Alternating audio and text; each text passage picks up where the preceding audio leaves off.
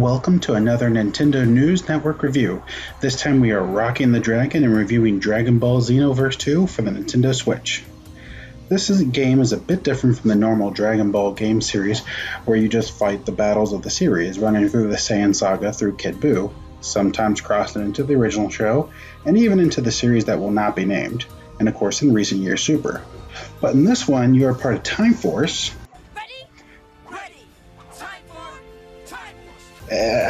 Time Patrol, with Future Trunks, Elder Kai, and the Supreme Kai of Time to stop the anomalies in the Dragon Ball timeline. The evil pair of Towa and Mira have recruited the villains of the movies to mess up time. As an example, instead of Captain Ginyu transferring bodies with Goku, he transfers with Vegeta. Also seeing Vegeta do the Ginyu poses is pretty amusing. Even though they are trying to change things up, you're still just going along the timeline, starting in the Saiyan saga and moving forward from there. So it is pretty standard in that sense, but you do get to create your own character.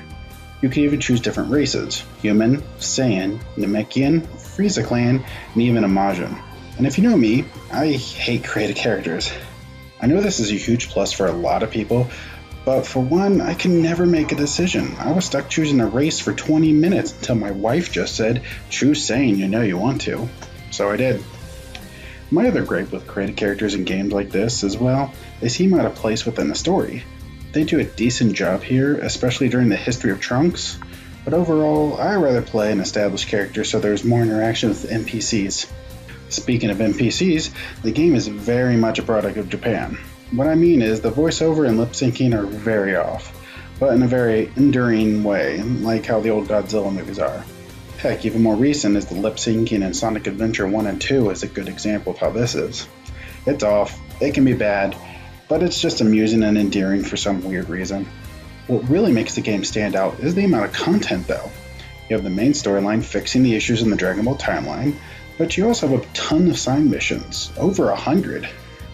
A lot are nice to do as they grant you new attacks and abilities to customize your character.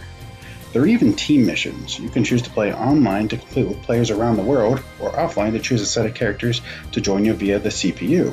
Some are pretty standard where you just beat Frieza, Cell, and Kid Buu, but the multiple characters fighting at once is neat. Plus fighting the Grey Ape varieties can be a lot of fun. The character lineup is good and bad. You get the obvious lot of different Gokus, Vegetas, etc. But they added one of Frieza's no-name flunkies, Raspberry, but we don't get Majin Deborah, who played a much bigger role. According to some sources, he'll be DLC, but that's still pretty lame. And we won't go into how I feel about all the Frieza love Dragon Ball has been getting as of late, it seems. It would just add to the fuel to that fire of my frustration. One of the bigger drawbacks to the game to me is I'm mostly playing a created character and not the tons of characters on the list. And since you can pretty much literally give your character any attack as long as you earn it, it gives less incentive to play those different characters. This makes the DLC character packs seem like even more of a waste of money if I'm just going to keep using my created character. And that is a shame since I love the Dragon Ball characters, and in past games half the fun was playing as different characters and learning who's best for your fighting style. Another negative I have to give it is how it's handled being connected to the internet. You can choose to be in the main hub area online and see other players' active time, or just be online in general. But if you put your Switch in a sleep mode or are moving around out of the internet area, well, boot you out of the game completely, back to the title screen.